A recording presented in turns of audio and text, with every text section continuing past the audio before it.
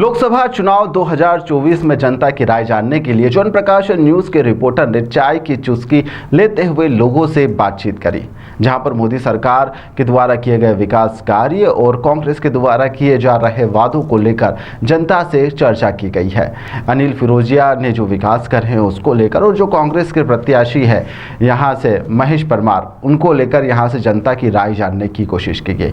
क्या कुछ जनता ने कहा है चाय की चुस्की लेते हुए, चलिए आपको सुनाते हैं। धार्मिक नगरी उज्जैन में क्या है चुनाव का मिजाज। आज हम निकले हैं आलोट संसदीय क्षेत्र में, जहां पर लोगों से चर्चा करते हैं किस तरह से वो चुनाव को देखते हैं और आने वाली सरकार वो किस तरह की बनाते हैं। हम इस वक्त खड़े हैं एक चाय की दुकान पर, जहां पर लोग चाय की चुस्कियां ले रहे हैं। हम लोगों से चर्चा करते हैं कि किस तरह का प्रतिनिधि होना चाहिए जो जनता के बीच में रहे, जनता की बात समझे और उनके हित के कार्य करे। क्या मानते हैं इस चुनाव का? देखिए, मोक्षदायिनी माँ क्षिप्रा, महाकाल और महाकुंभ, ये तीनों एक ऐसी यहाँ पर परिकल्पना की जाती है कि महाकाल के बिना यहाँ की जो आबो हवा है वो उसको लेकर श्रद्धालु यहाँ पर लगातार आते हैं। तो यहाँ पर जो धार्मिक स्थिति है उसको लेकर कोई भी सांसद ऐसा चुना जो यहाँ की रणनीति बनाए, क्योंकि यहाँ पर श्रद्धालु आते हैं लगातार, तो श्रद्धालुओं की सुविधा हो। यहाँ पर आए दिन मंदिर में मारपीट होती है, एक ट्रैफिक की व्यवस्था है, एक नदी में अशुद्धता है, सीवरेज की लाइन मिल रही है वहाँ पर। तो जो छोटी छोटी समस्या है उन समस्याओं को यदि सांसद दूर करेगा तो जनता का वोट सार्थक होगा। विकास की बात करें तो कितना विकास हुआ है अब तक? जो सांसद रहे हैं अनिल फिरोजिया जी, इस क्षेत्र से भाजपा के सांसद है, अब दोबारा उनको मौका दिया है भाजपा सरकार ने। उनके सामने वही प्रतिद्वंदी है जिन्होंने विधानसभा में अनिल फिरोजिया जी को हराया था। अब महेश परमार वापस लोकसभा में उनके आमने सामने हैं।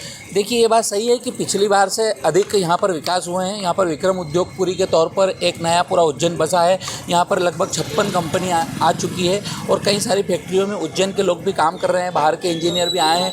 और यहाँ का जो मार्केट है वो कहीं ना कहीं यहाँ की आर्थिक स्थिति भी सुदृढ़ हुई है। लगातार यहाँ पर श्रद्धालु आ रहे हैं, तो कुल मिलाकर जो रोजगार के साधन है वो तो बड़े ही हैं। और रही बात अनिल फिरोजिया के टिकट की, तो कहीं ना कहीं उनके माध्यम से जो एक रोपवे की सुविधा है या यहाँ पर ट्रेनों का जो विकास हुआ है, कई सारी रेल कनेक्टिविटी हुई है और लगातार यहाँ पर विकास तो उनके कार्यकाल में हुए हैं। यही कारण है कि उनको दूसरी बार टिकट दिया गया है। रही बात महेश परमार की, तो महेश परमार यहाँ से महापौर का चुनाव पूर्व में हार चुके हैं। कम वोटों से हारे थे, 700 के लगभग वोट से हारे थे। यही कारण है कि उन्हें दूसरी बार यहाँ पर एक बार फिर अनिल फिरोजिया के सामने मौका दिया गया है। लेकिन अपेक्षाएं ज़्यादा सरकारों से हैं कि यदि सरकार भाजपा की है तो सांसद भी भाजपा का होना चाहिए, विधायक भी सांसद का भाजपा का होना चाहिए, तो जल्दी विकास होगा। यही कारण है कि कांग्रेस इस बार मुकाबले से थोड़ी बाहर दिख रही है। क्या मानते हैं आप, इस बार का जो चुनाव है वो किसकी ओर है? देखिए, चूँकि मुख्यमंत्री गृह जिले से हैं, उज्जैन जिले के मुख्यमंत्री हैं और पूर्व में यहाँ पे सांसद भी भाजपा से रहे हैं, तो ऐसा महसूस हो रहा है, ऐसा लग रहा है कि पक्ष सांसद और भाजपा के पक्ष में जा रहा है चुनाव। और देखा जाए तो पूर्व में जो विकास के कार्य हुए हैं, उज्जैन में महाकाल लोक का जो निर्माण है और उसके बाद जो सांसद के नेतृत्व में यहाँ पे सड़कों का जाल बिछा है, तो विकास से तो विकास से ना तो नहीं किया जा सकता है। एक बड़ा मुद्दा है यहाँ पे क्षिप्रा नदी। क्षिप्रा नदी कई सालों से क्षिप्रा नदी को, मोक्षदायिनी को कई सालों से उसके शुद्धिकरण के लिए कार्य किया जा रहा है। भाजपा सरकार भी कई सालों से है, पिछले 20 साल से प्रदेश में भाजपा की सरकार है। उज्जैन में भाजपा के विधायक भी हैं और सांसद भी हैं, लेकिन क्षिप्रा नदी की चूँकि एक बड़ा मुद्दा बन गया है। पिछले दिनों आपने देखा कि महेश परमार ने भी उसको एक बड़ा मुद्दा बनाया और उसी गंदे नाले में बैठ कर के उन्होंने एक राजनीतिक स्टैंड भी बनाया और लोगों तक ये बात भी पहुंचाई कि वाकई में क्षिप्रा शुद्धिकरण के साथ में न्याय नहीं हुआ है। लेकिन उसके बाद में भाजपा से अपने मुख्यमंत्री उज्जैन आए और उन्होंने उसी क्षिप्रा में स्नान करके एक संदेश दिया कि क्षिप्रा कि मोक्षदायिनी क्षिप्रा के लिए वे खुद भी चिंतित हैं और भाजपा की सरकार निश्चित रूप से क्षिप्रा शुद्धिकरण के लिए कार्य करेगी। जी, तो हम और भी चाय की दुकान पर है, चाय बनाते हुए हम भैया से बात करते हैं कि किस तरह की सरकार चाहते हैं आप आम लोगों के लिए, किन के हित की होना चाहिए? सरकार तो ऐसी बनाई जाएगी सबका विकास हो, सबका साथ सबका विकास। अभी भाजपा की सरकार है, कितना कार्य हुआ है? विकास की बात करें, युवाओं की बात करें, कार्य तो हुआ है। और देखो अपनी जो राजनीतिक पार्टी के सब दोनों तरफ के पक्ष आते हैं, कांग्रेस के भी बीजेपी के भी।